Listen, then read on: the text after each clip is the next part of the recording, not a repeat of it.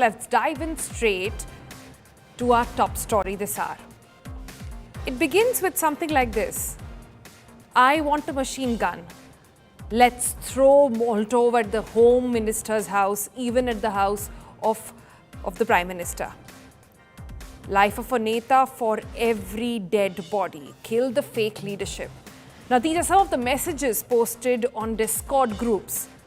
It's one of the social media platforms. It's like a WhatsApp, but more sort of curated, has more people sort of having group and chat rooms, etc.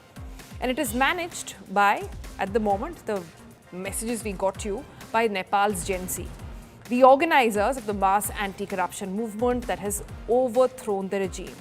Now, these messages were posted in the Discord group that served as the control and command center for demonstrations. Discord has been popular amongst gamers, but it is now being used to coordinate mass protests. The banner created for demonstrations in the discussion groups was called Youths Against Corruption. Now, since the groups were not moderated, the angry protesters could post anything, and so they did. Many called for violence against politicians, their offspring, the armed forces and the government officers. Calls for violence continued to escalate and became more serious in nature. These messages were also shared by thousands of users on Instagram stories, even on TikTok.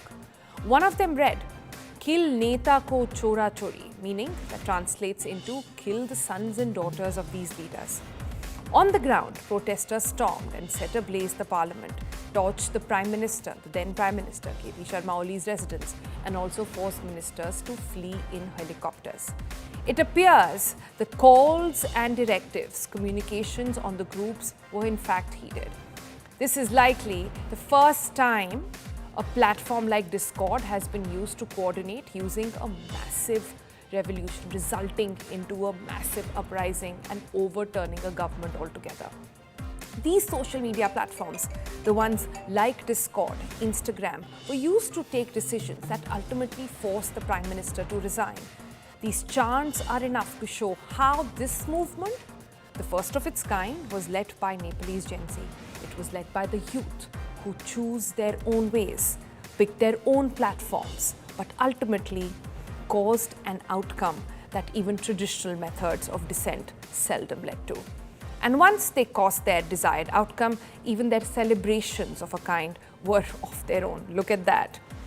Amid the violence, a bizarre trend emerged. Nepal's Gen Z raised a steady diet of TikTok and Instagram, turned protests into a stage, recording reels in the backdrop of violence.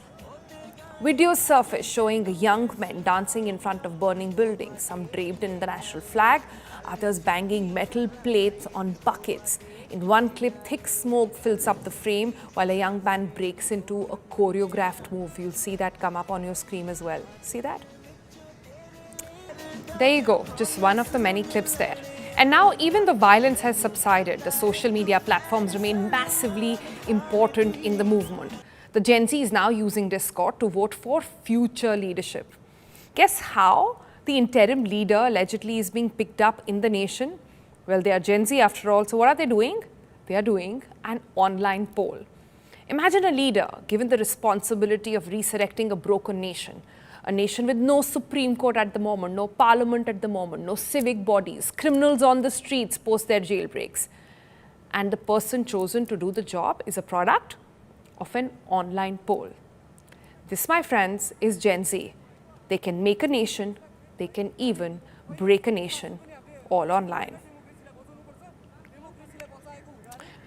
All right, so that was just to give you a glimpse of what exactly is happening there and what led to it. This has been a massive shift in conversation world over on how Gen Z starting a protest online has actually led to downfall of a whole government and perhaps a resurrection of an entire new country.